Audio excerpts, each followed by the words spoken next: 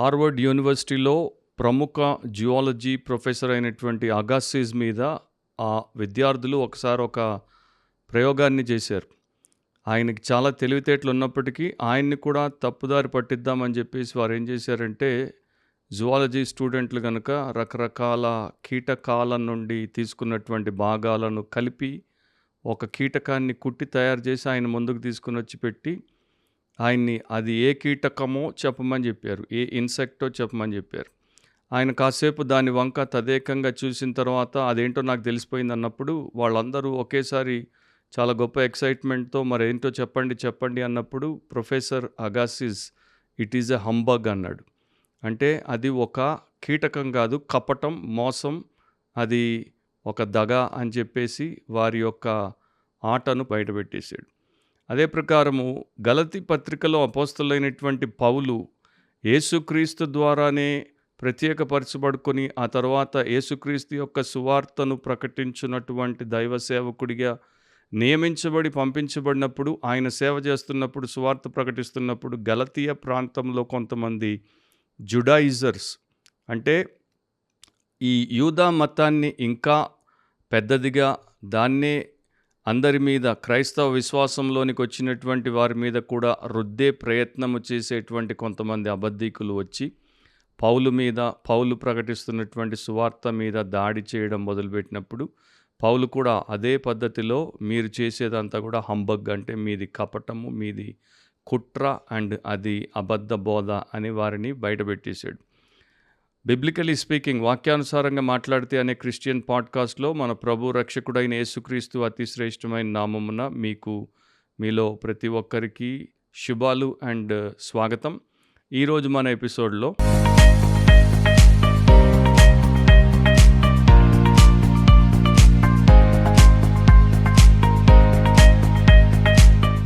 గలతీలకు రాసిన పత్రికలో మొదటి అధ్యాయం 11-12 వచనాలు, గలేషియన్స్ 1:11 and 12. సహోదరులారా, నేను ప్రకటించిన సువార్త మనుష్యుని యోచన ప్రకారమైనది కాదని మీకు తెలియచెప్పుచున్నాను. మనుష్యుని వలన దానిని నేను పొందలేదు, నాకెవడను దాని బోధింపను లేదు, కానీ యేసుక్రీస్తు బయలుపరచుట వలననే అది నాకు లభించినది.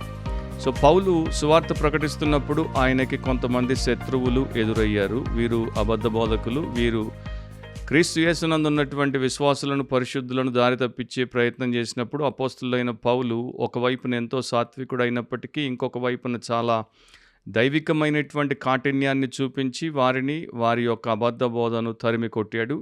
గలతీయులను యేసుక్రీస్తునందు సుస్థిరముగా బలపరచడానికి, భద్రపరచడానికి ఆయన ప్రతి విధమైన సహాయము వారికి చేశాడు.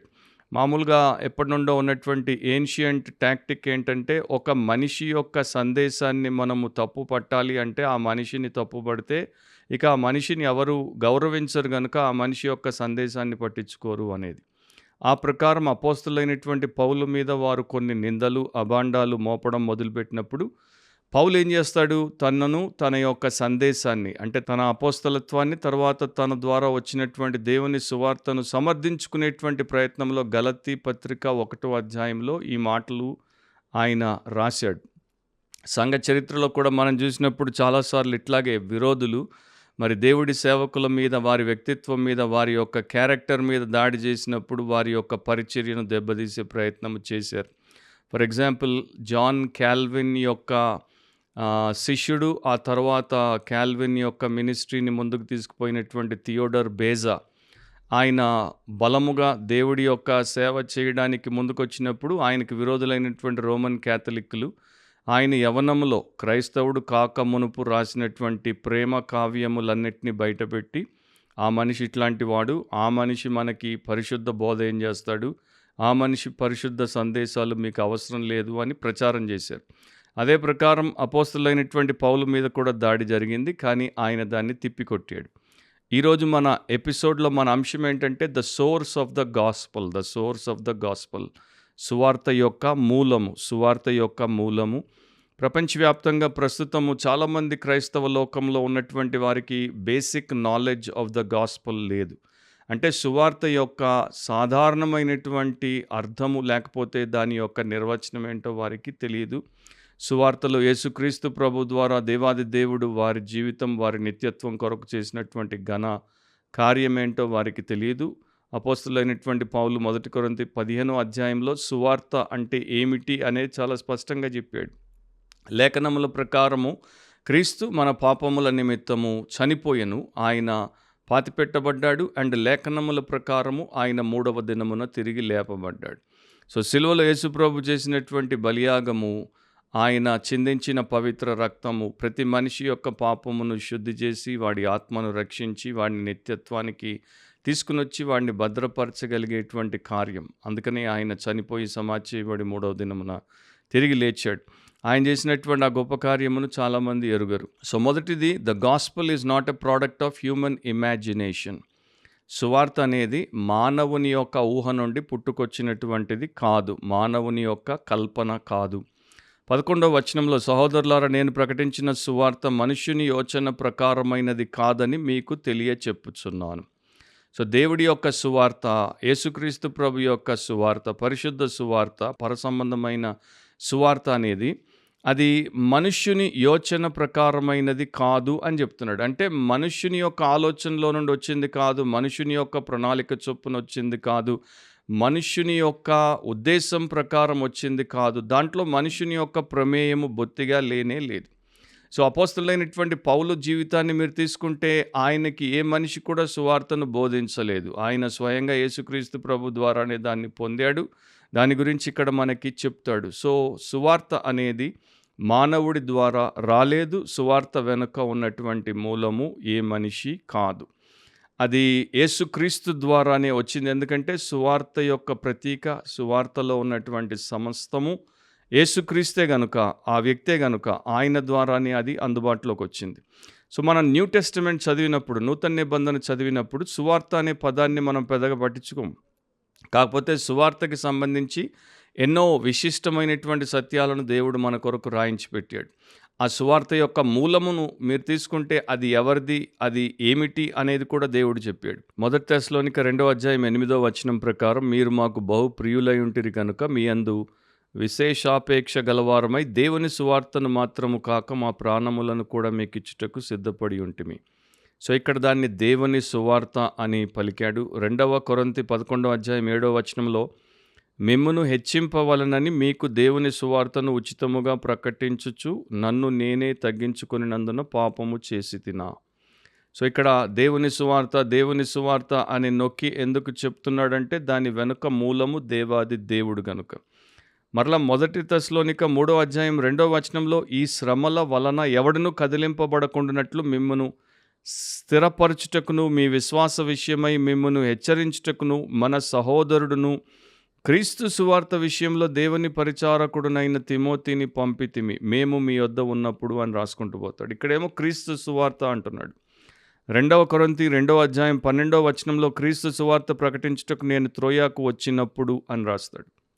సో దేవుని సువార్త, క్రీస్తు సువార్త అది మానవులకి సంబంధితమైనది కానే కాదు. And Christ is it's subject matter. సువార్తలో ఉన్నటువంటి మూల విషయం ఏంటి అంటే యేసుక్రీస్తే, అది ఆయనకి సంబంధించింది కనుక రోమాపత్రిక 1వ అధ్యాయం 4వ వచనంలో, దేవుడు తన కుమారుడును మన ప్రభు అయిన యేసుక్రీస్తు విషయమైన ఆ సువార్తను పరిశుద్ధ లేఖనములయందు తన ప్రవక్తల ద్వారా ముందు వాగ్దానము చేసెను.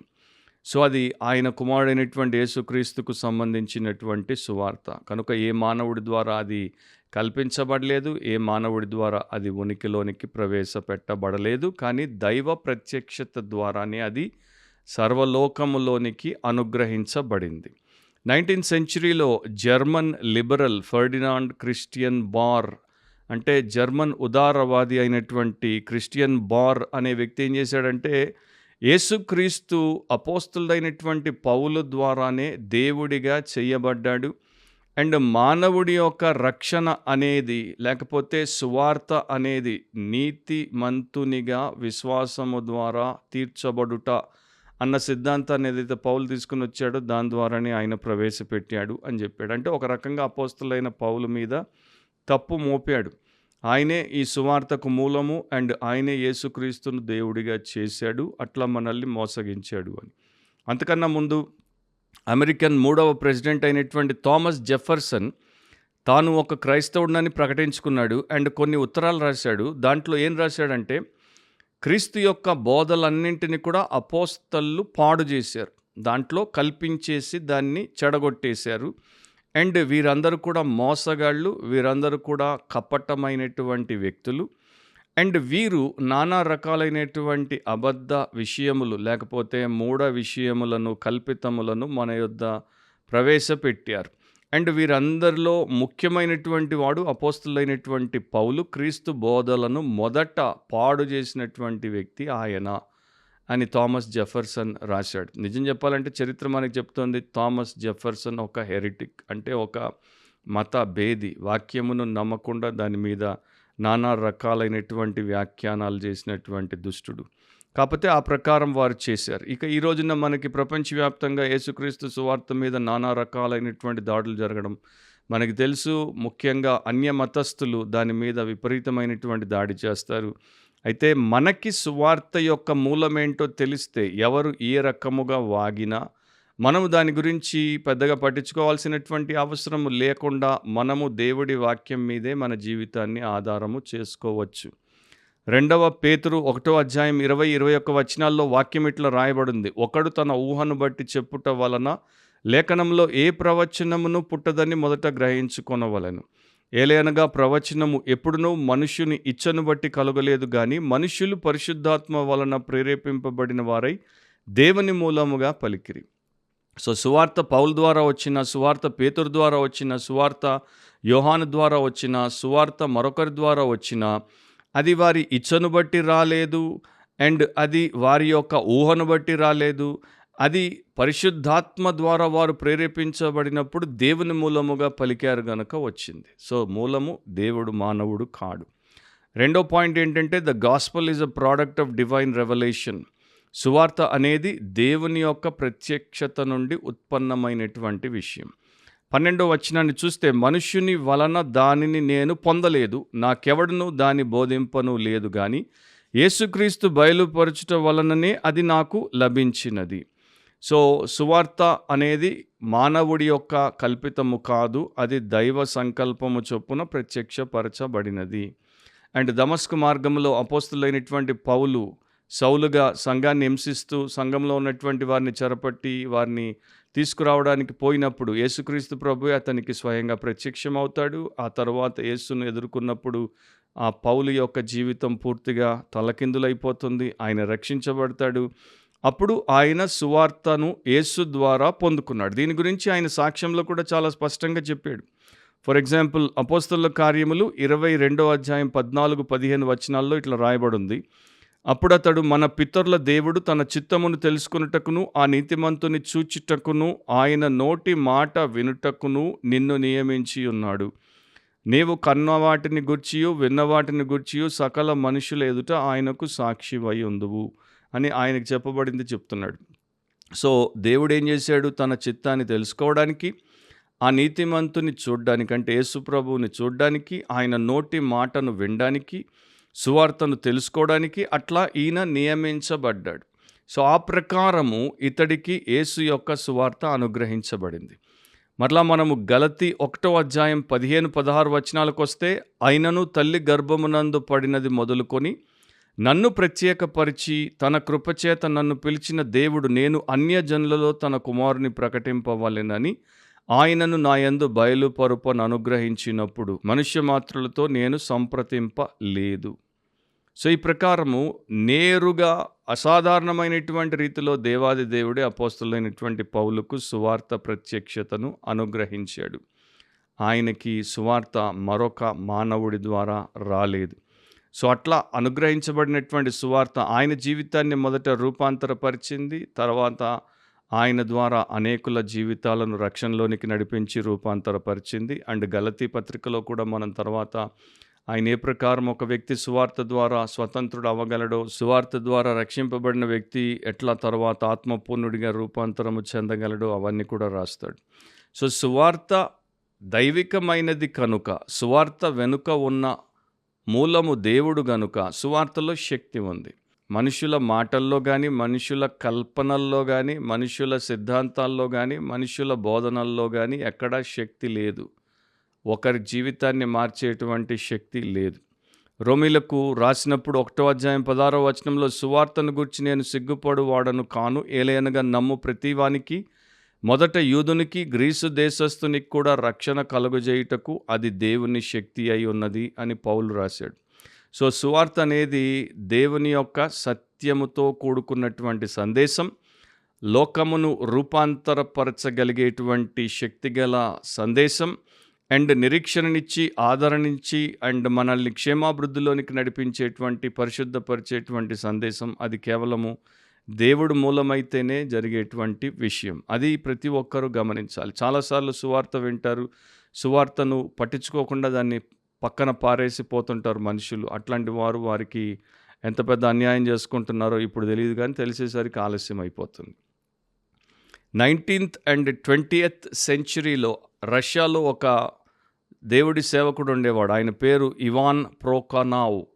ఇతడు కూడా అపోస్తలుడైనటువంటి పౌల్లాగానే చాలా హింసించబడ్డాడు యేసుక్రీస్తు యొక్క సువార్త పరిచర్య చేయడానికి.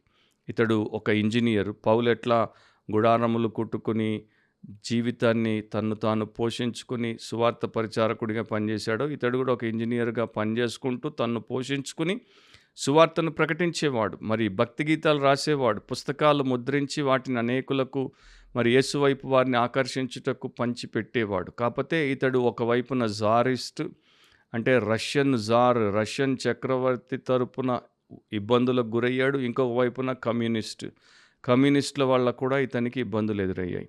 ఎన్ని ఇబ్బందులు వచ్చినా, ఇతన్ని ఎంతమంది డిస్క్రెడిట్ చేయాలనుకున్నా, అంటే ఇతన్ని పేరు లేకుండా దెబ్బతీసేసి ఇతడి పరిచర్యను సర్వనాశనం చేయాలని ఎంతమంది అనుకున్నా కూడా అతడు మాత్రం తన సేవను చేసుకుంటూనే పోయాడు. సో వీరి వెనక ఉన్నటువంటి బలం, పౌలైన కావచ్చు, లేకపోతే ఇవాన్ ప్రొకనావ్ కావచ్చు, ఇట్లాంటి వారి వెనక ఉన్నటువంటి బలం వారిది కాదు. అది మానవుల ద్వారా వారికి లభించలేదు, అది సువార్త ద్వారా వారికి అనుగ్రహించబడింది. సో ఎవరైనా నిర్మల హృదయముతో అండ్ దేవుని మహిమ కొరకు, మానవుల నిత్యార్థమైన మేలు కొరకు సువార్తను, బైబిల్లో ఉన్నటువంటి యేసుక్రీస్తు సువార్తను ప్రకటిస్తే దానికి తప్పకుండా సత్ఫలితాలు దేవుడు ఇస్తాడు. వారికి వ్యతిరేకంగా ఎవరు ఎన్ని రకాలైనటువంటి వాదనలు చేసినా, వారిని దెబ్బతీసే ప్రయత్నము చేసినా, వారి మీద దుమ్మెత్తిపోసే ప్రయత్నము చేసినా, అవేవి కూడా మానవుల హృదయముల మీద పని చేయవు. సువార్త మాత్రం వారి హృదయాంతరంగాల్లోనికి చొచ్చుకుపోయి వారిలో ఉన్న పాపపు స్థితిని వారికి చూపించి వారిని మారుమనసులోనికి, దేవుడి పాదముల దగ్గరికి తీసుకొచ్చేటువంటి శక్తిని కలిగి ఉంది. కాకపోతే మన కాలంలో సువార్త అనేది మరుగున పడిపోయింది. మిగతా పనికి మాలినటువంటి సందేశాలు నానా రూపాల్లో అనేకులకు నిత్యము 24/7 విస్తృతంగా ప్రచారములో ఉన్నాయి. వాటిలో నిరీక్షణ లేదు, వాటిలో నీతి లేదు, వాటిలో నిత్యత్వము లేదు.